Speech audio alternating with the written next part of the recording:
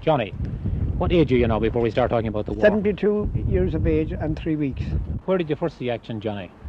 I seen action in a place called Gore after the retreat of Mons, where Sergeant Burles of Athlone was burned to death. And we waited there for a time until we got reinforcements, and then we were put into the trenches when we were fighting strength. Do you think that the Germans could have taken Paris? They could have taken Paris if they went separate or they threw them together on the left flank, which a sentry stood a number, I suppose, the best part of 1,000 yards from one another. But Von Kluck and Hindenburg started to attack the one position, which was the cement stone wall. And from that they couldn't get through, but there was a great fight put up and drove them back. But why they started that was to see who'd get into Paris to have the big breast in the middle, and instead of that none of them took it or got there. What happened after France, Johnny? After France, we left France then on the 8th of December, which was a Christmas month, and we landed in Mesopotamia on the 19th of January.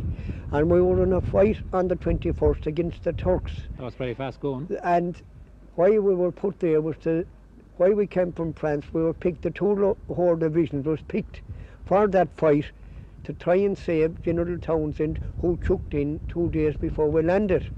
He was the only general in the British Army that ever got his sword back for holding out so long. But we started the Turks fighting with them, but we lost very heavy. And why we lost so heavy was we were in the open attacking them, and they were in trenches where they had the advantage of us.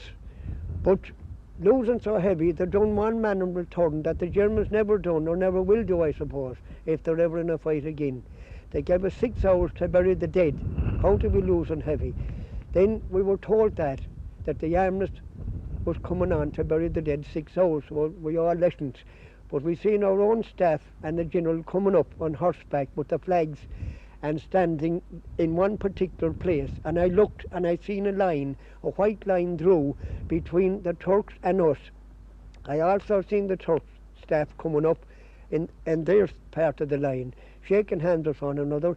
Well, we looked at the men that we were fighting. I shook hands with a few of them, but the way that I seen them with the clothes on them, and they were badly shod and their boots, I didn't see boots or something, but something like canvas that they had.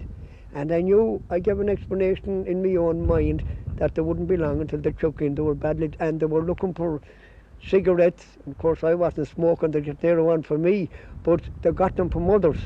And they were making signs for food, which we had a few biscuits and we gave them a roundabout to them. And we knew that they were badly treated, like in the line of starvation, and badly clad. Well, at that time, Johnny, you had a lot of walking to do in the desert, in the sand. Oh, we had a terrible lot. We went on then to a place in Baghdad, and we thought we'd get opposition there in fighting us, and we marched into it and never met one in it, only a sniper. We marched from that to a place called Falluja, which is 40 miles outside of it. This is all in the sand, Johnny? This is all in the sandy desert. Did you find it hard going? Oh, I did. You go 1 year and you go back 3. Yes. That's the way it was. So it was that deep, and you know, I made it sort of difficulty to get across. But then you had putties on you them times that they're not wearing now, in case that you come and attack with snakes or anything that give you a snake bite. But they don't wear them now, only leggings. I think, Johnny, after the war was over, you were one of the very early men back to Britain. I was fighting some years over my time, and the government of England brought out that time an order that you had to stay on for duration. But when it came to the time that the war was over, we were the first to go home.